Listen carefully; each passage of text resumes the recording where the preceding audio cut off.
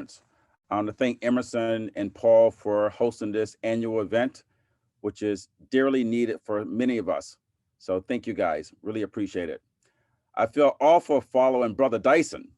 I've seen Brother Dyson over 10 times over the last, 15, 20 years, and he never lets you down. He keeps you going. And I have to let you know that I cannot rap. So that will not be part of our session this morning. So we have three great celebrities with us today. I am not going to read their entire bios because they're there for you to read. And I want to save time for a great dialogue. First, we have Segun Idowu, lifelong resident of Boston, Morehouse man, in 2020 recognized by Boston Magazine as one of the most 100 influential people in the city of Boston. Later that same year, he was recognized as Man of the Moment and was on the cover of the Boston Globe magazine. Then to close out a fantastic year, he was honored as the Bostonian of the Year by the Boston Globe. So celebrity number one. Celebrity number two is now the CEO of Mass Development after serving 7 great years as the mayor of the city of Lawrence. And I have to say that Mayor Rivera did a fantastic job of adding needed dollars to a community that was in dire need with development, with additional housing. And I'm sure he's going to talk a little bit about that. You should also know that Dan is a U.S. Army vet, where he served in the first Gulf War, Desert Shield, and Desert Storm. So thank you for your service, Dan. Thank you. Our last celebrity is Lanre Ajakaiye. He's from our neighboring state of Rhode Island, where he's a community and corporate leader. In 2021, this current year, he was named as an awardee of Who to Watch. So our third celebrity of the day. Lanre is a brand architect, strategist, and social entrepreneur. He and his wife co-founded a leadership conference, which they will be having their 4th conference on November 4th of this year. He also is the co-founder and partner of Elite Skills of New England, where the group purchased a 15,000 square foot multi-purpose building that he's going to talk about.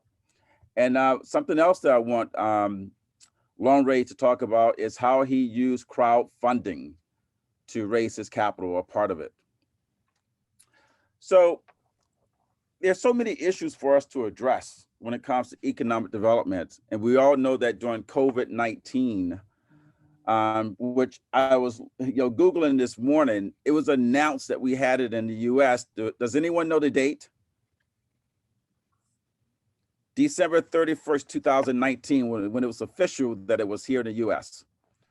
So we're almost at the 22nd month of this, Wow. this bad time that we wish we had never had. Even though it was bad times, some good has come of it.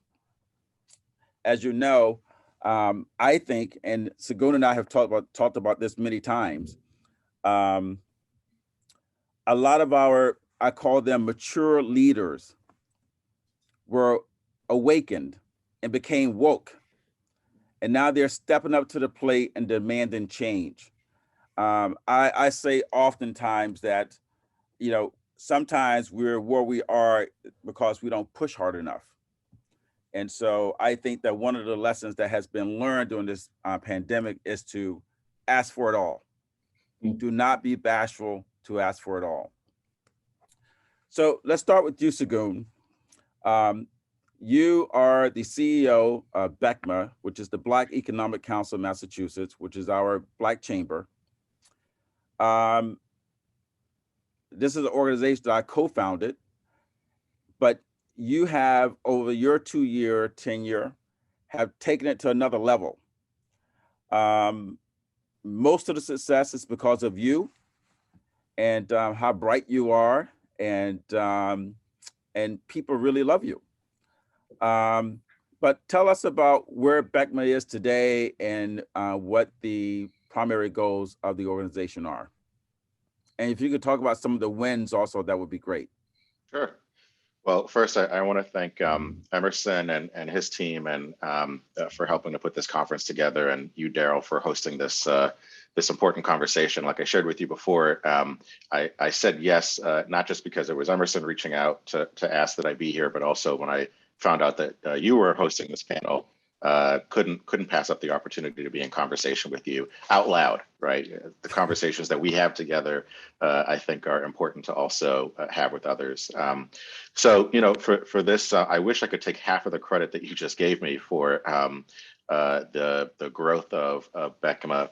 And for those of you who may not know, you know, as Darryl said, BECMA serves as the chamber for Black businesses across the Commonwealth. In fact, we represent the 2,000 Black employer firms that are employing 17,000 Massachusetts residents and generating $2 billion every year, as well as the 25,000 Black sole proprietors.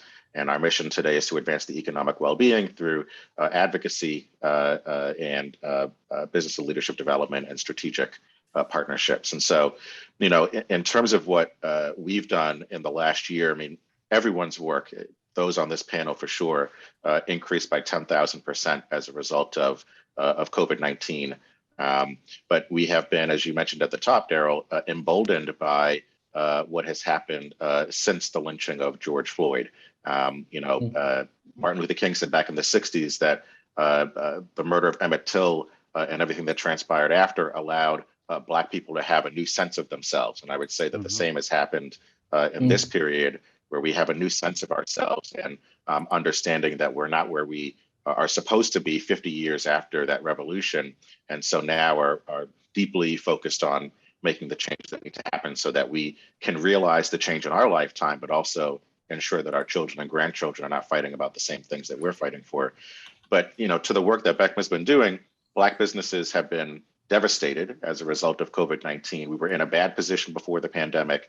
The pandemic has exacerbated the issues that we were fighting against. And so, you know, the work that we're doing is to help first save our businesses, but then set them up for success when we get to the point that we're emerging out of the pandemic. The fact that we are on Zoom right now, I think, kind of proves that we are not yet out of the pandemic. And so in terms of some of the wins, you know, last year was incredible, an incredible year for BECMA. I mean, you know, a lot of our work has been in the advocacy space, and we were able to ensure that, or push the governor, Governor Baker here in Massachusetts, to, you know, as he was talking about equity, to lace everything that the state did through that lens of equity. You know, and so when it came to getting needed emergency relief to our businesses, the state put out close to $700 million in grants at the end of last year. And because of our work and that of partnership with our partners, we ensured that about 40% of that money went to minority-owned businesses. We were also able to make sure that the Supplier Diversity Office was elevated to its own agency, an independent agency, so that you know, the state is not doing business with Black businesses. Less than 1% of contracts are going to our businesses, and so the elevation of that department is going to make sure that we are steering more dollars and contracts to our businesses, and many, many other things that we did last year that were done out of necessity to ensure that we're saving our businesses. So I could go on and on about the work that we've done, but you know, we're continuing to work with folks like Dan, which I'm sure we'll get into, to again save our businesses and set them up for success. Yeah, well, thank you. You know, to me, it was amazing when the articles came out about, you know, the city of Boston did less than 3% to minority businesses and firms, and that the state did less than 1%. You know, we're going backwards, not forward. And so Dan, mass development, you have a ton of money to give away and grant and lend. And I know that you're doing a great job over there. I read something the other day that in 2020, even with the pandemic, mass development financed or managed 341 projects that generated investments of more than $2.69 billion in the mass economy. It is estimated to have created over 10,800 jobs and built and preserved 1,787 housing units. How did that happen? You're on mute, Dan. Listen, we have a great team here, and I've only been here 9 months. So when we did the annual report, I was sure to give credit to the woman who was here before me because they did a lot of work to get this straight. Listen, the mass development is, the state's finance development agency and land bank. And what that means is that we lend and do bonds with a myriad of organizations and partners, businesses, nonprofits, banks, communities to stimulate economic growth and to grow jobs really help communities thrive across the Commonwealth. And, what that really means in layman's term is we want businesses who are looking to go from 1 to 2 in their levels in the marketplace, and they need help, we can help them do that. We have a long history of doing that in gateway cities and in communities that have, historically been disadvantaged.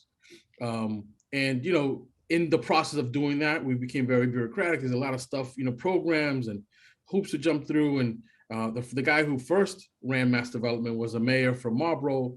I called him about it, and he said, yeah, no, we're really supposed to be a lot more entrepreneurial and a lot more, a lot less bureaucratic. And you should get back to that today. So I'm trying to model my time here in that.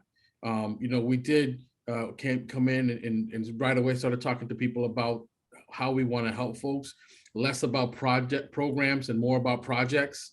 Less, instead of, less about the, did you do an application for this or that, then, hey, what's your deal really about? And so we are really trying to get more financial deals to especially BIPOC businesses. And in the traditional way we've always done it, but we're going to do it in the spaces we have. We did it once at a time. We did it that way because we were in Lowell and Lawrence and Fall River. But I've been telling everybody, we're just going to keep doing what we used to do. It's just that the color of the people that we're doing it with, they have changed underneath you, and you just haven't been serving those folks to the extent we need to.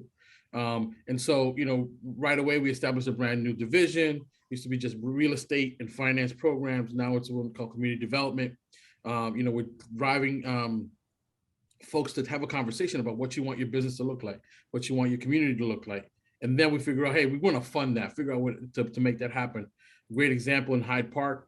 There's a historic building. I believe we got that lead through Segun and Beckma. And we just 4 businesses, most of them Black and BIPOC folks, 8 units of housing above, and they wanted to buy the building. And they just, they were having a hell of a time getting financed to buy a building. I said to them, a building in Hyde Park with 8 units of housing, 30 yards from the train station, why aren't people financing that? That's crazy to me. And they're like, well, the risk, the risk. I'm like, it's a building in Hyde Park, like 30 yards from the park. If everything goes wrong, which it won't, because there's a lot of people there with great energy and great businesses, everybody's protected.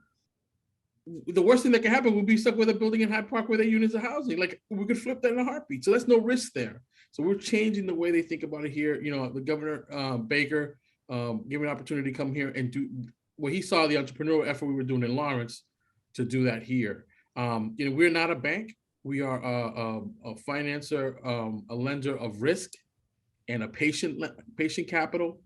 It's not quite what some people call the bank of dad. And dad lends you, some money, and he's like, oh, just get me when you can get me. No, it's not quite that. There's a little bit more rigor and discipline around it, but we are patient. We'll take a second position. We'll do some guarantees. We'll do the loan if the bank feels uncomfortable with it, and split it with the bank, so that we can get them involved. The term that I learned after coming here, I wish I was smart enough to have had it come in the door, is additionality. And the additionality says sine qua non, but for this. If the project is missing $500,000, I think it was the case in the one that we're doing in Boston, they would just walk away from it. I'm like, well, wait a minute, we can do the 500,000. But if we didn't put that 500,000 in, it would not have gone forward. The problem was that we were doing too many deals that would have gone with or without us. You know what I'm saying? Like, the bank would have done it anyway. It wouldn't have been that rich for the bank, but they would have done it. So we got into it in those things. So mass development has played a big deal in the GE deal that came to Boston, and setting it up and also catching it as it kind of came apart. But it also does small things like, we do TDI, which is I like to call them, our special forces go into communities in small sections and focus on how do you spend, if you had $5,000 spent in infrastructure, what would you do with it? Paint, get a mural on a wall, organize the businesses. So we do big, small things and big. And in real estate, we redevelop things like Fort Devens was decommissioned, and we made it the Devens community, and turned that into a huge industrial park with great success. Miles Standish Park, industrial park, the same thing. We are in charge of 3 piers. And really, we just trying to go back to our roots, like I said, in these places where historically disadvantaged. And I'll say this to you, somebody said, oh, so that's a DEI play. I said, no, it's not a DEI play. It's that if you're gonna be in communities at a disadvantage, it's gonna be people of color. If you're gonna be in, helping businesses that are going from, point A to point B, and they're growing in the new market, their business is owned by people of color. This is not a DEI play. This is where the market is. And it's where our mission leads us. Well, I think we should be very thankful, or we are very thankful that you're there, because you come with a different lens, especially coming from a city like Lawrence. It's funny, I was in conversation to buy that building that you're talking about in Hyde Park pre-pandemic, and things were put on hold, but I'm very happy that they're selling it to local operators. Yeah. And so I'm not upset about that at all. Yeah, no, it's gonna end up being a Black owner. Another Black owner, and someone that you're helping to grow. And then secondly, mass development in MHIC, which is Massachusetts Housing Investment Corporation. They helped us with the hotel that I'm a part owner / investor in Roxbury on Manila Cass Boulevard, which is the Marriott Renaissance Inn. Yeah. Residence Inn. So thank you for that. Before your time, but thank you. No, but you can see the power of the authority here, and it's just using that power to leverage the economic development that Peaks needs, right, and the jobs in the housing units. Dan, one suggestion I have for you is that perhaps you should go on a road show to different neighborhoods to explain what you guys do, because you do so much. And if you look at your annual report, and I'm on the board of MHIC, and I know where most of those dollars go is not to Black and brown people, and it's only because we don't know the ask. We don't know that money is there. So I think if we can do some kind of road show, maybe you can work with Segun to get the word out. Yeah, listen, you were being very kind about Segun and how everybody loves him. Don't forget that people are also afraid of him. So yeah, whatever Segun wants. We can't talk about that. We can't talk about that. Whatever Segun wants, the governor, the secretary, they do whatever Segun wants. Yeah. Well, nationally, we always talk about the net worth that we heard from the Color of Money study. $8 for Blacks versus 247 in Boston. And nationally, it's $24K versus $189K. Wow. And then when you talk about households, it's $45K versus $72K. So there's a difference from day one of the additional funds that we have to invest into our businesses and to try to do things to set up our families for further growth. Lanre, you're the one from Rhode Island. What's happening there? But first, tell us about your new project. It's a 15,000 square foot building in Oneyville. Is it Oneyville? Well, first and foremost, thank you, Emerson, for having me. Paul and Darryl, thank you for your moderation. So I think a lot of the motifs that we're talking about, there's a lot of intersection here. So the project is 25 Bow Street development. So we talk about, uplifting our neighborhoods, economic empowerment. That's on us. So the work that Segun does, the work that Dan Rivera does is all about empowering our neighborhoods and our communities. So 25 Bow Street is squarely located in Providence, Rhode Island, Oneyville, which is 73% communities of color. It was the most impacted zip code in Rhode Island, period, during COVID, which is how, we started off. So what I've purchased there, I'm coming at it from a bit of a different angle. I'm the sole owner, developer. outright, and I've just actually closed on a parking lot 2 weeks ago that will give me another 50, 60 spaces, is purchasing a city block that quite frankly, fellas, was blighted, dilapidated, for 10, 12 years. This hasn't been used. If you think about Southie in the 80s and 90s, that's what Onlyville was. It was a big manufacturing hub where there's these monmouth buildings. And, when the business went offshore, the neighborhood kind of went with it. So what I'm building there will basically empower the community. It's a family and community empowerment model. It'll have an event space for cultural celebrations. Again, it's 73% communities of color. It'll have a futures hub. So we'll teach financial literacy, career awareness, self-awareness for 3rd grade all the way through high school. We'll be there. I'm talking currently to some partners, banking partners, as well as we have or happen to have the largest natural foods distributor, UNFI, 6 minutes down the road. So I'm talking to them about things we can do with a health and wellness cafe and blending a private community model for sustainability. When it's all said and done, about 25 to 35,000 people will utilize the space. It's what it's forecasted. The project overall is a $7 million development is what it will be when it's all stated. Again, it's 22,000 square feet, so it's an entire city block. And we're gonna use it to power the community. The vehicle that I've chosen, and it hits on something Dan was saying as far as financing, and you were saying, is I'm the first person in New England. So I'm out of Rhode Island, but I'm the first person in New England to navigate being approved for Regulation C as in Charles, F as in Frank.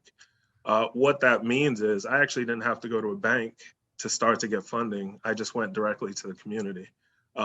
Regulation CF, which came out during the Obama era in 2012, essentially once you go through the hurdles and the hoops of the SEC, which are not easy, it allows you to get to what are called non-accredited investors, which 95% of people are.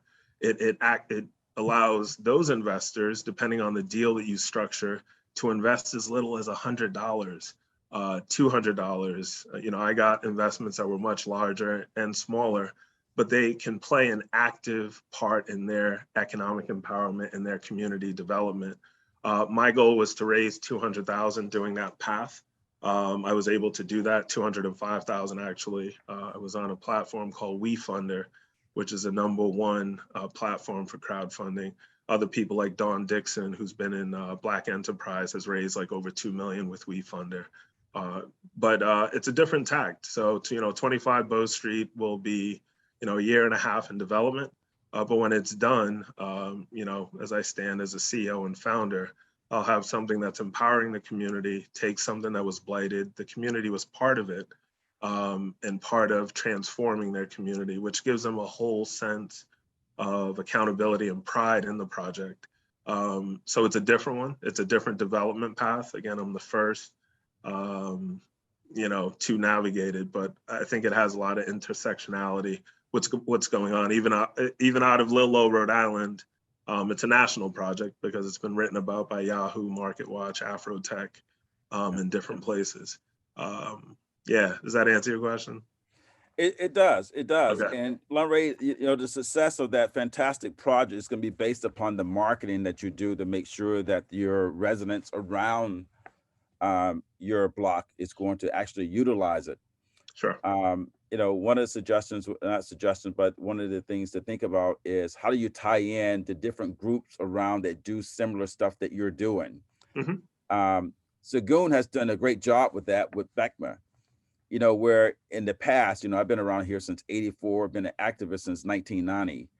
And we've always had these, various organizations, but we all worked in a silo and never together. Yeah. Segun has done a great job of just bringing everyone in and getting buy-in before we actually start pushing things. Yeah. So I'm wondering if you're doing any of that in this process.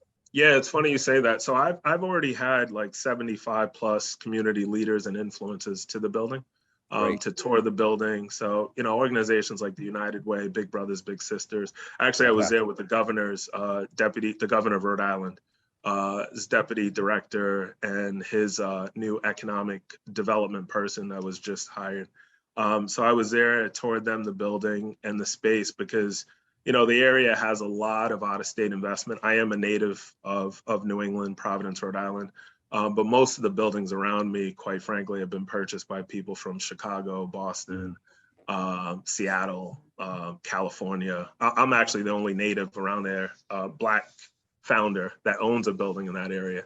But yeah, so to your point, Darryl, and to Segun's, you know, path, I've brought 75 community leaders because, to your point, it's important to listen to the community voice. Yes. Other leaders who are established in their organizations and their nonprofits to talk about the things that should be there from their perspective before you build, because it can inform or sometimes direct some of the path of architecture or building. You know, every leader, the mayor has been there, the chief of staff from the city of Providence, the governor's people, and it also leads because there's an ask that I've recently made, and you said it, that you know, we don't sometimes ask when we're supposed to. One of the things I want to make sure, you know, I throw out on this economic development panel, when we first met, just to kind of meet each other, one of the things I talked about was that there are trillions of dollars literally in communities all over the US. Forget about just Boston, just Rhode Island. I'll speak about Rhode Island. In Providence, in the city of Providence, there's 165 million from American Rescue Plan dollars that's out there. In the state of Rhode Island, there's 1.4 billion. That specifically, to your point, Darryl, we have to make the ask. I recently did that on behalf of 50 plus Black and Brown organizations to the city council, as well as the American Rescue Task Force that we have here, to ask for organizations that primarily didn't know the money was there, didn't know to ask. So I put together that ask. It was a $28 to $97 million ask of the city of Providence, and it will go to the state of Rhode Island and the council. So we'll see how I fare in a couple weeks for the Black and Brown community here. But I think a lot of the motifs and a lot of the things that we've been saying are right on the money as far as creating platforms for ourselves, empowering ourselves, because if not us, then who? If we don't do it, who will? The wealth gap has been the wealth gap for a while because we need to take a different stance and a different approach. So the work that Dan is doing, the work that Segun is doing, and the work that you're doing is so needed, and we need more people that are watching this to take the reins and join and utilize the programs that are out there, and don't be afraid to ask. So I think I've said enough for now, but unless you have any other questions. Well, no, actually, I'm going to use you as a case study. Cool, and, perfect. And Segun and Dan, I want you guys to think about it, because I want to come back to each of you and for you to tell us. You don't have to name the company if you don't want to, but talk about a particular company that you helped work with that involved a big ask, whether it was the city of Boston or whether it's the state, how to get to the next level and how the dollars actually worked. So Lanre, if you don't mind, you know, you raised $200,000 through WeFunder. Yeah. We know that's not enough to get the project done. So where did the other money come from, if you don't mind asking? And no. You're still in process of doing that. Yeah. Talk about some of the sources that are available for you in Rhode Island. Yeah, for sure. So still in process of doing that because, quite frankly, Darryl, it makes sense to take a more patient path. Originally, my path was going to be SBA 504, which, as you know, you only have to be 53% owner occupied. You can do 10% down with seating. So that was my easy path to finish my development. But in the wake of doing that, you know, American Rescue Plan dollars came. So those monies, for everybody listening here, in large part will be given out in grants. So if I can minimize my debt service and I can go that path, that's exactly what I'm doing. To answer your first question, the ways that I personally have helped organizations is with this last example. That presentation that I gave, it was just October 1st to the city council, to the city, the mayor, and the American Rescue Plan Task Force. Those organizations, the 50 plus organizations, some do celebrations like Emancipation Day, Juneteenth, some are financial organizations. The 98% of them didn't know these monies were available, although it's in press releases, it's in different places. Right.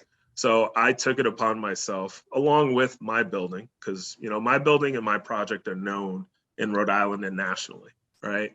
But these organizations, they don't necessarily know the RFI process, the RFP process, grant writing, fund development. The paperwork is daunting. So the way that I did, I knew the organizations because they're boots on the ground. They've been in the community for decades. And I reached out to the owners. I helped them work the process of putting together a proposal. And I put that proposal in ask and we presented it. When I presented it, I made a call to the community for people that wanted to be there. 30 people showed up in a very, very small city hall room. So I think it made an impression. So that's my personal way of helping that. And my path is going to be that path, Darryl. So it's a patient path because the climate has changed since I closed on the building, and the funding sources have changed. And the fact that some of them can actually be more grant than I ever would have imagined. So it just makes sense to be more patient. Well, we definitely know that we always do better with numbers when we have a greater number of people around us. Sure. One of the sad things that you just said, and it's really what you intended to say, we don't read. The information is there. We don't read. We don't go after and do our homework. So thank you for helping the others around you to see that there's opportunity there for them to get their piece of the pie because it's needed. Sure. So Segun. Yeah, and I would. We had enough time. I know I know you have a lot to choose from, but tell us one of your better ones. Well, first I got to say, Lanre, we got to get you to Boston to talk to some folks. We got to do another session here to share your wisdom. Anytime, brother. Yeah. Anytime. Yeah. So if there's one thing that comes out of this conversation, first of all, this feels great. I know there are other folks watching, but I feel like I'm in the living room having this conversation with you all. So, but anyway, all important points that were brought up. We talked about ownership. So as you were speaking, Lanre, I was on 25 Borough. Is it Borough? Yeah, 25bow.com. Can't wait to come visit. I will not be using the athletic space. But the co-working space, the event space, that looks really great. So can't wait. And the museum, it looks like there's going to be a museum. So can't wait. Cultural Experience Museum. Yep. Yeah. So can't wait to experience. So part of the building is open already? No. So part of the building, what I did, it hasn't been used for the better part, like I was saying, of 12, 15 years. I had to gut the whole thing with 15 plus recycled bins. Yeah. So it's not. So some of the pictures behind me are what Segun was talking about. Right. Yeah. They have the floor plan on there. Looks really great. And congratulations to you. And if I can also put anything out there, it is about ownership. I mean, as an organization, we are pushing for not just grant dollars, and we can talk about ARPA a little later, but also ownership for our storefronts of their properties, because a lot of the money that our businesses are getting through grants and other forms of capital, they're actually using that to. We are re-granting our grants. We're giving the money to the landlords as opposed to using the money to invest in ourselves, and so that does not help build wealth. So in terms of folks that we're helping, I mean, when I think of last year alone in terms of steering dollars to our communities, I'll take the PPP, the Paycheck Protection Program, where, in fact, I'll do two examples. The first is before the PPP even happened, BECMA, Berkshire Bank, and the LGBT Chamber developed a new banking product called the Futures Fund. And this fund, Berkshire set aside $3 million and said, we're going to extend a line of credit up to $50,000 for BECMA members and members of the LGBT Chamber. And about 2 million or 2.5 million has now been used up for that program for lots of our businesses who are getting a needed lifeline that they weren't getting from anywhere else. And that happened because of leadership, because of people of color in important leadership positions. Malia Lazu, Black woman, also a former director for BECMA, was the president of the Eastern branch of Berkshire Bank, and called us up and said, we got to do something to support our businesses because we weren't getting access to anything. The state put out a grant program of, I think, $10 million in March of 2020, and that was gobbled up in 12 hours. As you can imagine, they got 3,000 applications for $135 million in need, right? So that money was gone, and none of them were people of color, because to your point, Lanre, it's not just about the availability of something, it's about the information. You know, if we don't have the networks, if we don't have the connections to get the information, then we're not going to make the ask, right? And so we didn't line up for that. So that was an important program, and it still continues, right? That's something that lives beyond the pandemic, which is also why we're happy that Dan is where he's at, and what we've expressed to the governor, that it's important. We need us pushing for people of color in these leadership positions is not just, it's not about changing the color makeup of your cabinet or just, you know, just seeing ourselves in certain places, because also we are bringing the experiences and the knowledge that's on the ground. We know what our people need, right? And so when you put us in these positions, we make sure we get access to it, instead of when government sets up these programs and they don't hit their goals because it's not being managed or set up or developed by people from these communities. But I'll get off my high horse on that one. So then there's the PPP. In the first round, nationally, 95% of Black businesses got zero funds from that federal program. And so that compelled all of us to come together in Massachusetts. You know, to your point, Darryl, of coming together, you know, it forced all the business service organizations, lenders, and technical assistance providers, et cetera, to come together and say, all right, when round two comes out, these cannot be the numbers anymore. And so we formed something, and I'm going to say the full name because it takes longer to say the acronym, the Massachusetts Equitable PPP Access Initiative. Terrible, terrible acronym and name, but that's, you know, we weren't focused on the name, we're focused on helping people. And so what we were able to work with over 2,000 minority businesses here in Massachusetts. 1,000 of them got $14 million in PPP. But the important thing about that was that people were coming, like lenders, banks came to us and they said, because in the first round it was you had to be a customer already, and they said we're gonna open up our banks and we're gonna bring them on as new customers and also put them through this process. The technical assistance providers, to your point, Darryl, about reading, was helping people understand the applications, because a lot of folks didn't.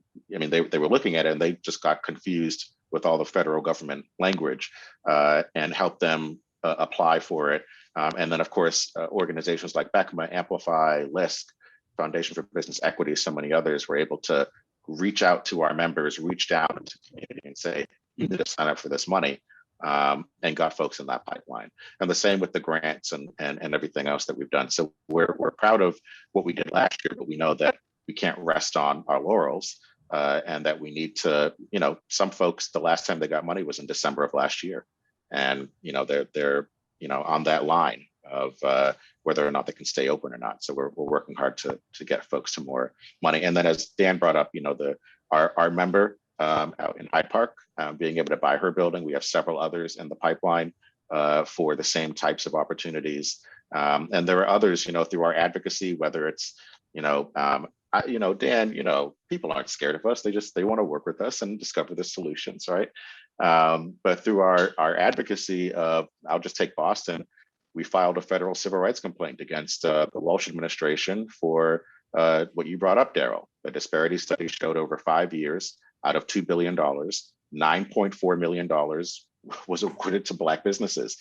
Like, you have to try very hard to fail like that. I mean, that's not even by accident, right? By accident, you're in whole numbers at least. That's 0.4% though out of that 2 billion. And so I would say, because of our advocacy and pushing the city to do better in terms of contracting, I won't name the company because the city hasn't announced it yet, but one of our members has a $500,000 contract for you know, leading some events for the benefit of the residents of 700,000 residents across the city, right? Bringing communities together. And that's not the only one. There are several other contracts that, you know, we've helped connect our members to, but it's that, you know, partnership and focus on solutions that I think has helped BECMA and others be successful. Thank you. Hey, Dan, instead of answering the question that I asked, since we only have 6 or 7 more minutes before Emerson kicks me off, I believe that in terms of opportunities for the community, it relies in 3 different areas in a big way. It's AI, life sciences, and healthcare administration. In your world, is there anything that you're doing in either of those 3 areas or all 3 of those areas, and what should people know about it? Listen, I think that the work we're doing now at Devon's to build more life science spaces happening. We're looking for more folks who are doing those type of developments to help out, especially BIPOC developers. But I think you got to also talk about housing. Yes. And so housing as a 4th thing, if I could add that on, Darryl. And so, if you're building a housing and your capital stack is a little shaky, come talk to me, because we are in a housing crisis in Massachusetts and probably in the whole nation.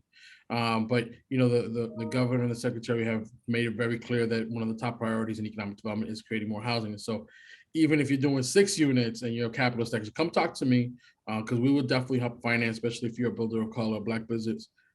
So we're definitely doing this. Too bad, man, because I was going to talk to you about Brockton Beer. We did a good deal with Brockton Beer, Black-owned. Go ahead. Listen, it's Brockton, Gateway City. We were in it already. We had spent a lot of money in the downtown, and they came to us for a loan. We're doing the $430,000. We're going to help them startup costs, working capital, purchase beer, manufacturing equipment. It's just a really great story. A group of friends, the majority of them Black, got together and they're building a brewery in a gateway city that really needed it. And we almost didn't do the loan because they were like, yeah, they need another 150. We're not sure. I'm like, what are you talking about? It's like the perfect place to do the deal.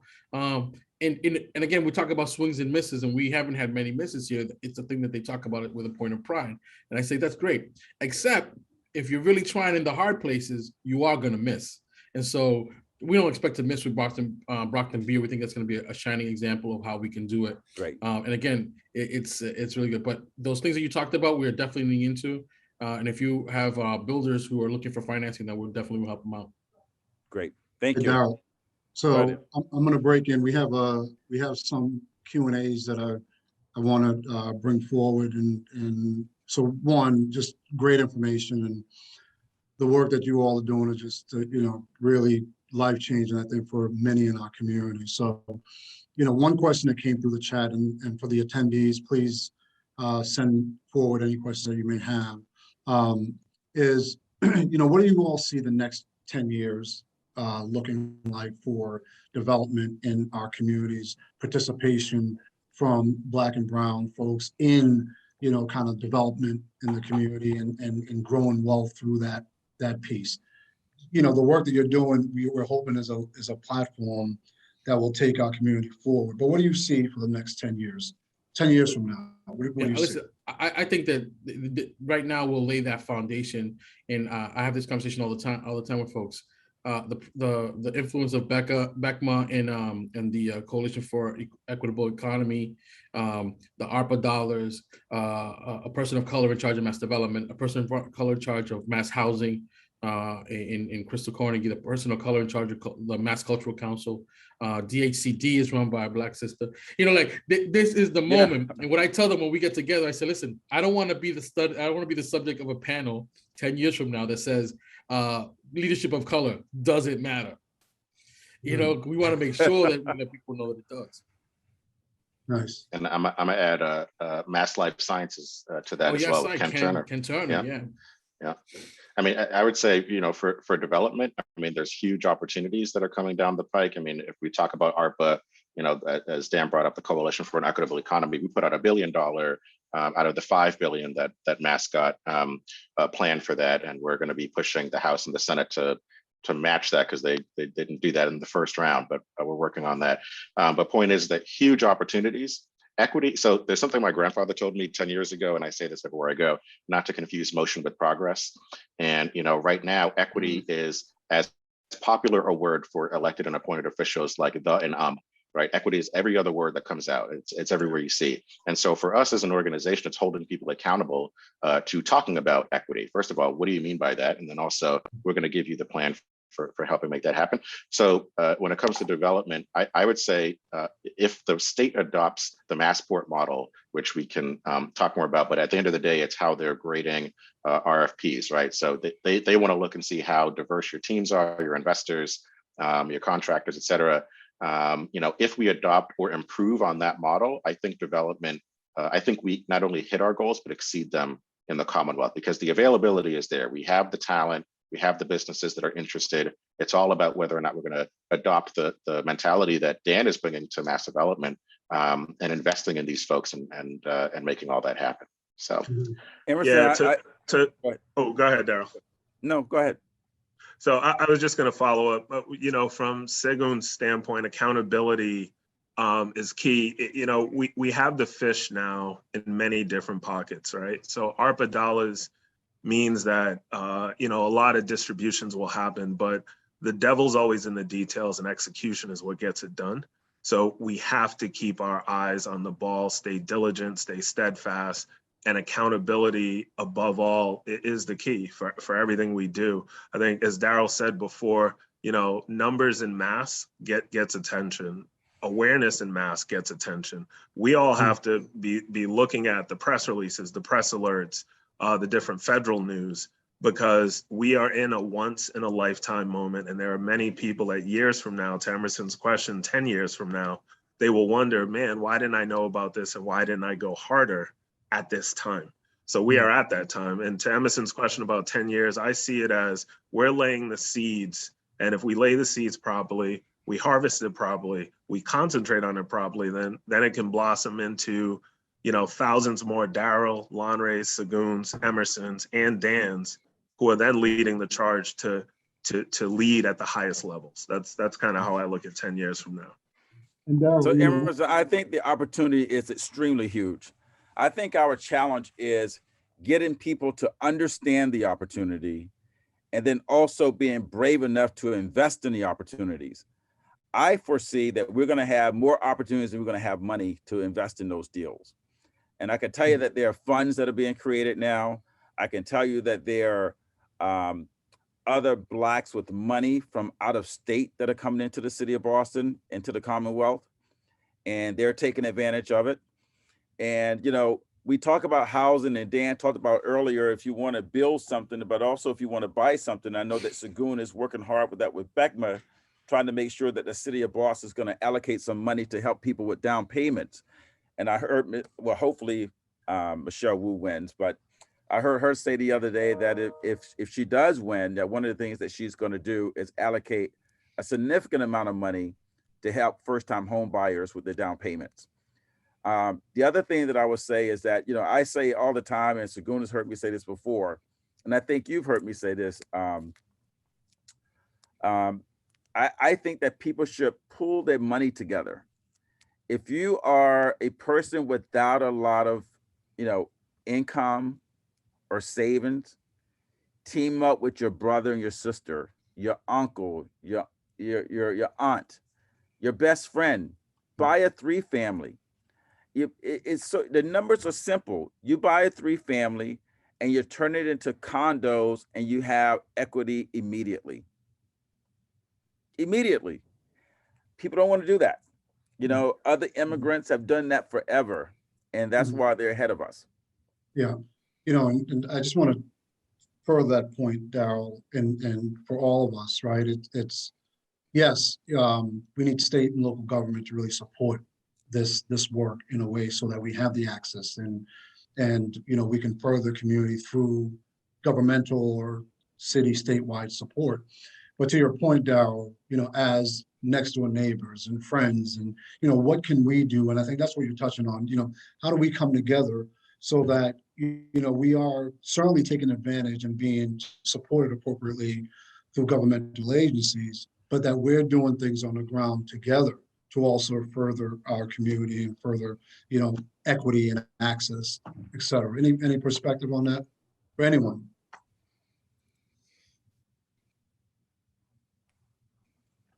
So other than time, the model of Regulation CF allows the community to invest in community vehicles, Black and brown. So you can invest in people like Dawn, you can invest in people like Angela Benton, who are starting Black-owned businesses.